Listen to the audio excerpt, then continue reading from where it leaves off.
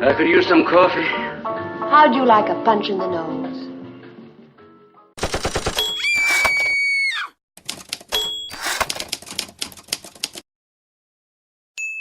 HBR Talk with Hannah Wallen.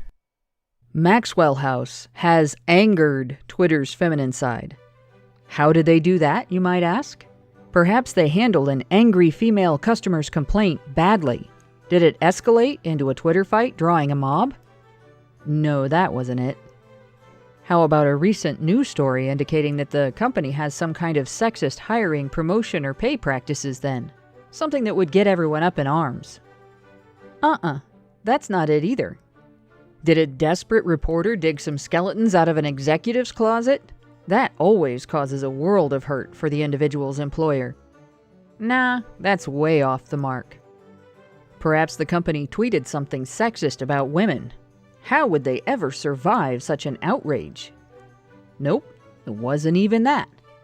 So what did Maxwell House do? What was the company's huge, soul-crushing faux pas that has the women of Twitter chewing nails and spitting bullets? What started the fire, summoned the mob, drew down the wrath of the Femistasi? They tweeted something vaguely nice about fathers. It wasn't even a backhanded jab at moms, like a tweet about dads being more competent, more fun, harder, better, faster, stronger, or anything of that nature. The account just said, "Being a dad has no breaks. It's always wake, work, homework, sleep, repeat. But it's the most rewarding job out there. So let #MaxwellHouse fuel your routine." Did you hear "we hate moms" in those two sentences? 'Cause I didn't. But apparently someone did. Cue the outpouring of female narcissistic rage, putting words into the tweet that aren't even within 100 readings of it, like, "Yeah, because us moms sit on the couch all day." Or, "And being a mom is what, easy?" And, "The only thing you do with your children is homework?" It's amazing the power a woman has to ignore the thing you said and hear whatever fits her current state of outrage. It's almost magic, or something like that.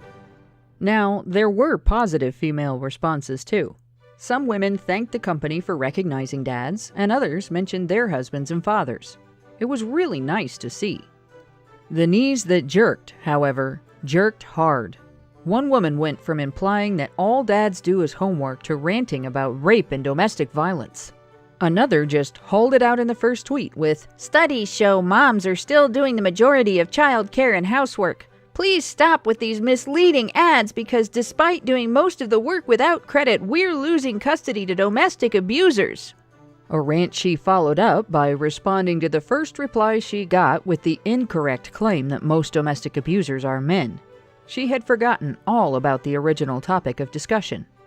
Mentioning dads in a corporate tweet that relies on a humorously ingratiating parenting reference as its basis for a sales pitch is all it takes to bring the man-haters out of the woodwork and send them spinning off on tangents about every grievance they can possibly imagine. Some of that is feminist man-hating, hence the reliance on myths of dramatic male prevalence in intimate partner and sexual violence. Some of it, however, is ego.